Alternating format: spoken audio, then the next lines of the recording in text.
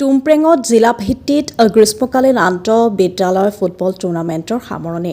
কাৰ্বি আংলং স্বায়ত্ত শাসিত পৰিষদৰ ক্ৰীড়া আৰু যুৱ কল্যাণ বিভাগৰ উদ্যোগত আৰু কাৰ্বি আংলং ডিফুৰ জিলা ক্ৰীড়া বিষয়াৰ নেতৃত্বত পশ্চিম কাৰ্বি আংলং জিলা ভিত্তিত যোৱা ৩ জুলাইৰ পৰা চলি থকা ১৫ বছৰ অনুৰ্ধৰ ল'ৰা আৰু ১৭ বছৰ অনুৰ্ধৰ ল'ৰাৰ গ্ৰীষ্মকালীন আন্তঃবিদ্যালয় ফুটবল টুৰ্ণামেণ্ট চূড়ান্ত খেল দুখন টুমপ্ৰেং উচ্চতৰ মাধ্যমিক বিদ্যালয়ৰ খেলপথাৰত সামৰণি পৰিছে।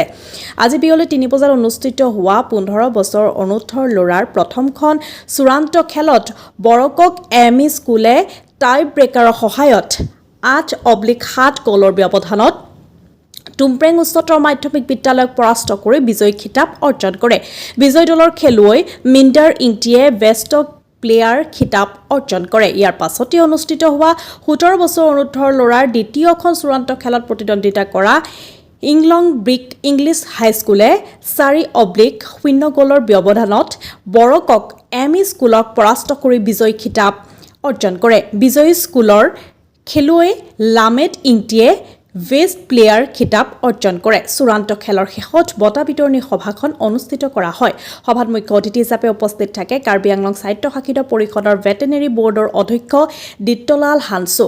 সভাত বিশিষ্ট অতিথি হিচাপে উপস্থিত থাকে টুমপ্ৰেং উচ্চতৰ মাধ্যমিক বিদ্যালয়ৰ অধ্যক্ষ লংচিং টিমুং, কাৰ্বি আংলং আৰু পশ্চিম কাৰ্বি আংলং জিলা ক্ৰীড়া বিষয়া ৰূপলংকী বে আৰু বিজেপি বিথুং মণ্ডলৰ সহকাৰী সম্পাদক ধ্ৰুৱ বৰা, খম্বকান্ত বৰ্মন, ৰামচন্দ্ৰ গোহাঁই, দিলীপ ৰংপি, লংচিং টিছু, আমন লাংথাচা, প্ৰাক্তন ৰাষ্ট্ৰীয় ফুটবলাৰ বথীন্দ্ৰ চাংমা, ৰাংকে তেৰণ হাইস্কুলৰ প্ৰধান শিক্ষক নিপেন পাটৰ আদি সভাত উপস্থিত থাকে।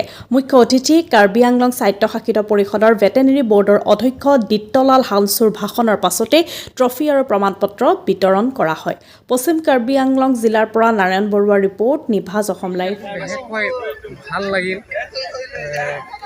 আমি দুইখন ডিষ্ট্ৰিক্টৰ ডিষ্ট্ৰিক্টৰ স্পৰ্টছ কাৰ্বি আংলং স্পৰ্টছ ডিপাৰ্টমেণ্টৰ পৰা আয়োজিত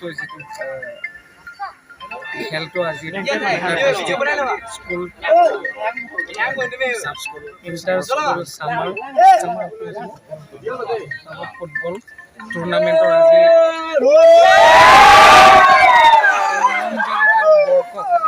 দুই দলে ধুনীয়াকৈ খেল প্ৰদৰ্শন কৰিছে।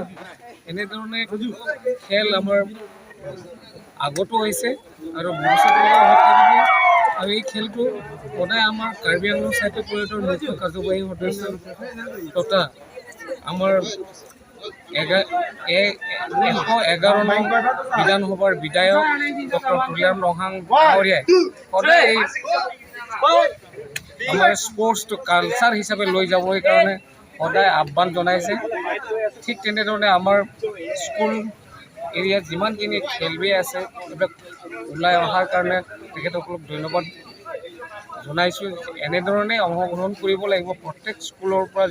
আজি ইয়াত অংশগ্ৰহণ কৰাৰ কাৰণে আজি ভাল লাগিল আৰু আমাৰ স্পৰ্টছ অফিচাৰ আমাৰ বে ডাঙৰীয়াকৈ ধন্যবাদ জ্ঞাপন কৰিছোঁ।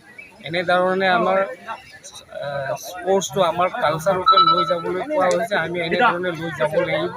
আমাৰ কাৰ্বি আংলংখন ধুনীয়াকৈ আমি পৰিচালনা কৰিব লাগিব। আগলৈ যাতে আমাৰ এই ফুটবলৰ দ্বাৰা আমাৰ যাতে আমাৰ ডিষ্ট্ৰিক্টটো সুনাম কঢ়িয়াই লয়, এনে তাৰ কাৰণে কামনা থাকিল।